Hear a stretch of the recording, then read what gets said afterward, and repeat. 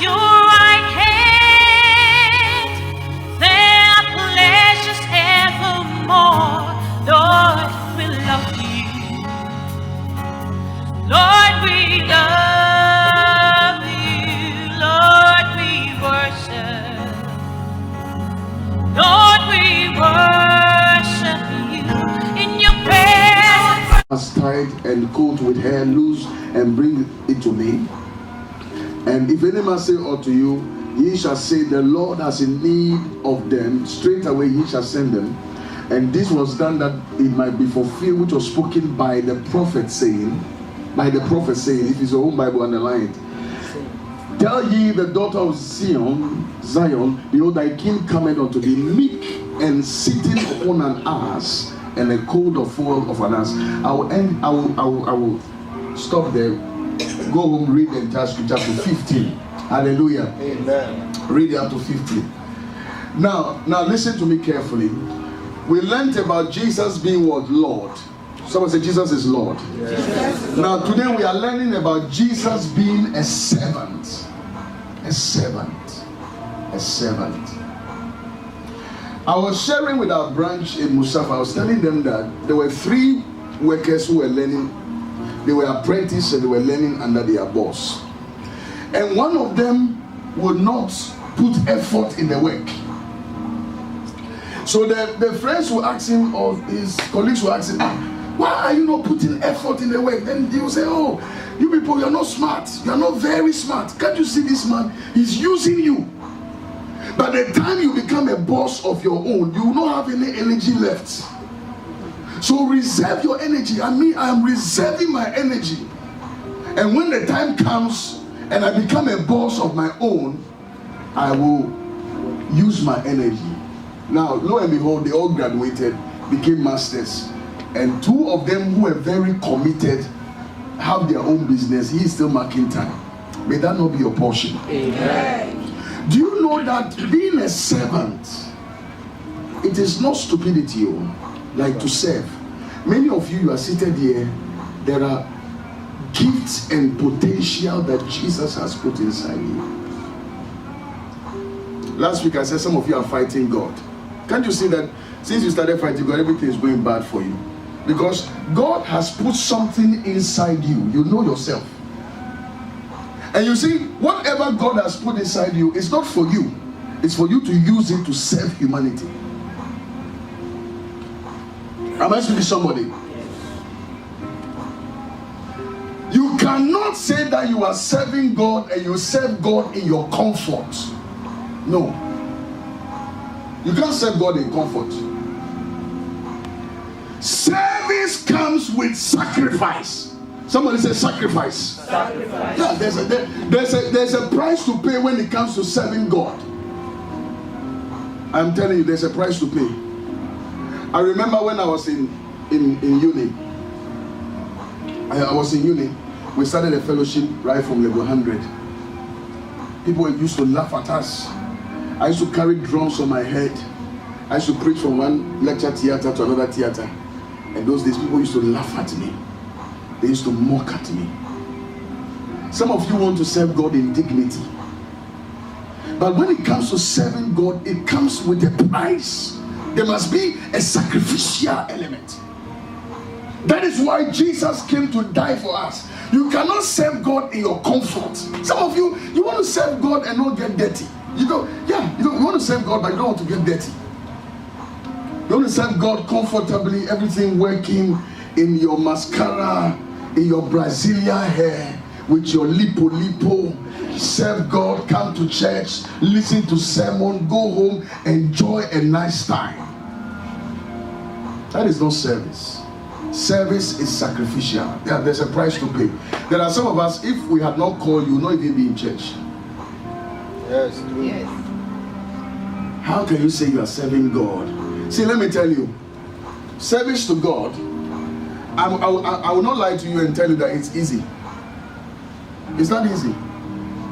Jesus said, if any of you want to follow me, take up the cross and do what? And follow me. Serving Jesus or serving God comes with carrying a cross. Everybody has a cross that you need to carry. Some of us, we have to sacrifice so many things to be here. Yeah. Some of you know your problem. You want to serve God in your comfort. You go to your girlfriend. Let me do that thing. Then Friday, I worship you. You see, you want comfort. You want to serve God as if it is normal to serve God and still live in sin. Normal to serve God and still do the things of the world. No. You can't drink and come to church. You can't smoke, womanize, do all sort of things. That's the sacrifice I'm talking about. That if you want to serve God, you have to serve God. It is sacrificial. Something has to go for something to come. You have to sacrifice something. You have to sacrifice your time. Some people, Pastor Ola, they can't sacrifice their sleep. Let their shift be 12 o'clock shift, and they have to come to church. Oh, they'll tell the pastor, I have to sleep now. Body has to rest. You see, how can you say you are serving God when you want everything smooth? There must be a sacrifice element. I was telling the Mustafa people, I didn't become a pastor overnight. I'm telling you people all the time. I didn't become a pastor where I broke somebody's church and I became a pastor. No. When I became a pastor, I started from secondary school. I used to preach in all the secondary school, SCU, Scripture Union. Yes. Preach. Then I graduated, went to the buses. They used to call me FO-Red. FO-Red means a man who is fair. Most of the bus conductors I know today, they are all now masters. They all now drive. And those days, they used to insult me. I told you about the story about the bus I went to preach. And the driver said, get down. I said, oh, give me 2 minutes. He said, get down. I said, give me 2 minutes. And when I finally got down, the man spat on my face. And my partner that I went with, the thing was so funny. He wanted to laugh. But you know, you can't go with somebody, the two of you are ministering together, and they spat on his face and you want to laugh. So the guy wanted to laugh because the scenario was very funny. So when we got to a point, I said, you know something, this thing is funny. Love. Come and see. He started laughing. Am I speaking to somebody? There must be some sacrifice, some pain, something you have to lose. You cannot serve God in your comfort. Yeah, you can't serve God in your comfort. You can't wait until we call you before you come to church. You can't wait until the car is ready before you come to church. There must be a sacrifice element. Sometimes it will be your money, it will be your resource, it will be your talent, it will be your gift, it will be something that God is requiring from you for service. Service is not only coming to church. This whole year, how many souls have you won? How many people have you spoken to about Christ? Your friends are with you all the time. Your workmates are with you all the time. How many of them have you convicted? Who have you taken the pain to go and visit? Serve humanity. You know, the problem about our time is that people serve, but there's no eye service. They serve only for people to see. May you not be that generation. Amen. Yeah. I am telling you, ladies and gentlemen, whatever you do in the secret for God, God will reward you in the open. Amen.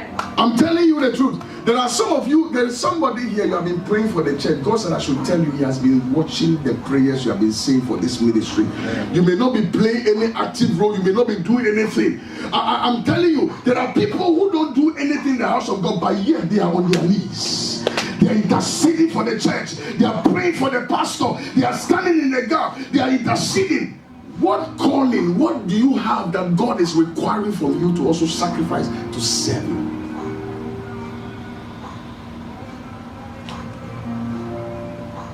Jesus died for you. I'm not saying you should die for somebody, but what can you also do as a sacrifice? Do you know that to serve is a privilege? It's a privilege to serve. It's a privilege to work for God.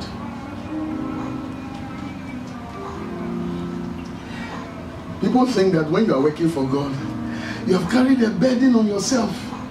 The people will call you name. Also for mommy, hey, pastor's wife, pastor.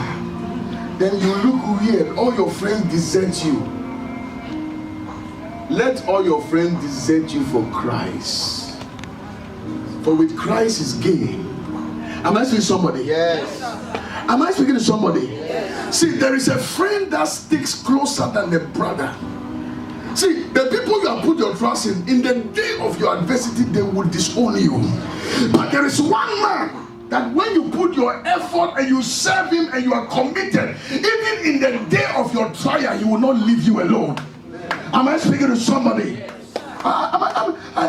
Listen. Sometimes we put our trust in our jobs and we are all the time going to work. We don't want to be late to work. But when it comes to church, evangelism, we have to beg you to do evangelism for God. We have to beg you to win souls for God. We have to tell you, come and serve. We are giving people even position in the church. They will tell you, no. Oh, me, I don't want to be in any capacity. There are some of you here, you know there's talent in you, there's a gift in you. There are some of you here. One alone of you can fill this place. You know yourself. You're a crowd puller. Anywhere you go, people follow you. You don't know why God gave you that influence. God gave you that influence for a purpose. There are some of the ladies, when you walk on the street, every man is confused. They are looking at your lipo, your Brazilian hair, your mascara. And all the men are chasing you. They're doing, God gave you the beauty for a purpose. He didn't give you the beauty for you to be MAGA 1, MAGA 2, MAGA 3, MAGA 4. You have the one that buy credit. You have the one that buy bare space. You are the one that... No. God gave you the beauty so that you will use that beauty to influence people to come to church. Am I blessing somebody? Yes, sir. Am I speaking to somebody? Right on. Yeah. God gave you. Don't never look at yourself and say, me too, what can I do to serve God? No, you can do something for God.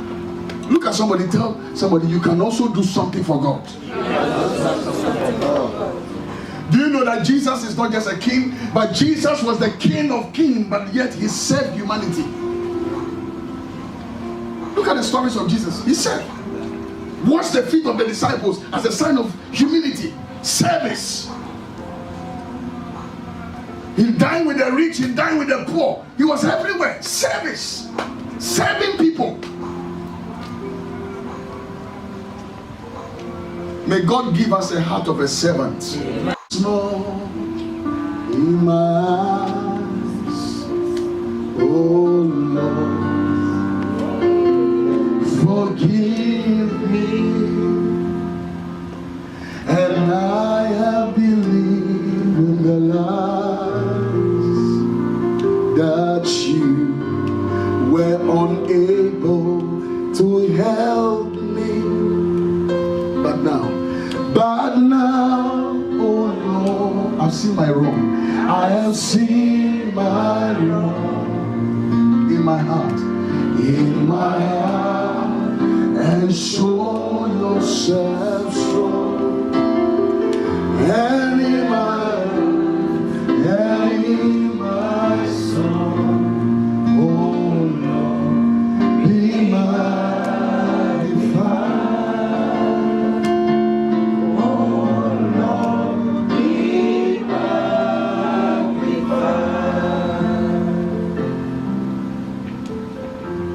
That if we are prophetic, you will know even the friends to move with. Most of we are not prophetic. We are eating with witches.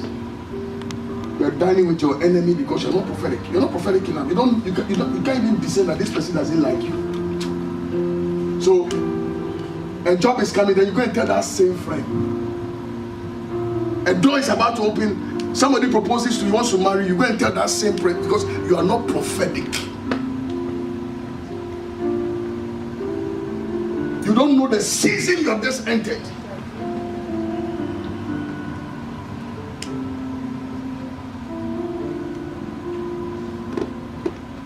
I went to America some time ago, and they put me in a very cubicle, small cubicle, and apparently some prophet had gone there to mess up the place, so they didn't believe in the prophetic ministry. They were very hostile to me. So they put me in a small cubicle to sleep, somebody's house. I kept quiet. The morning, the protocol that is supposed to come and pick me, I don't know what I did to this woman. When I sat in the car, the first topic she raised, fake prophet, fake pastors. Somebody I'm going to minister that morning, you know. If in our church, if they come and they try that again, hey, the one is warning me before I even get to the point. Then when I got to the church, the pastor calls me to his office. He said, you know something? You have 45 minutes, make sure you minister. Blah, blah, blah. I said, no problem. Then the Lord gave me a powerful word. I ministered a powerful word. Then the man of God didn't want trouble. So he wrote on the note, you give a powerful word, no prophecy. You did a powerful word, just get down and let me take over. And there was this old man in the church who had said that if I give a wrong prophecy, he will mess me up. So you know how God did it? He was the first person I picked. I called him out. Then I started mentioning his hometown, what is going to happen, who is going to die. And I mentioned his wife, mentioned his children, mentioned the man stood there, looking at him. He shook his head. Then he confessed. He opened his mouth. He took the mic and said, I said, and then I told him that you are saying in your heart that if I give a wrong prophecy, you will throw me out. True or false? The man started crying like the That was how God opened the door in America for me. This one wanted me. This one wanted me. This one wanted me. You see, you have to be prophetic to know the season you are in. Or else, some of the ladies, if you are very prophetic, some men, when they propose to you, you will not throw them out. If you are very prophetic, you will know that in this season he's very challenging. But I'm telling you, if you are prophetic, you can see that in 10 years, he doesn't have money, but he carries something. And you will look back after 10 years and you say, it was good, I married him. But many of you are not prophetic, so you look at things carnally, and he comes to propose his wife and can this one take care of me? He doesn't have money. No. 10 years you see him driving a Range Rover, and you and your husband are dodgy.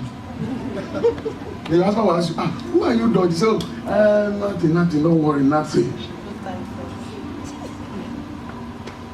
May we be prophetic. Amen. I said, may we be prophetic. Amen. Because many people have lost their breakthrough, they've lost opportunities because they are not prophetic. I will continue next week. Give the Lord a mighty praise. You are your feet.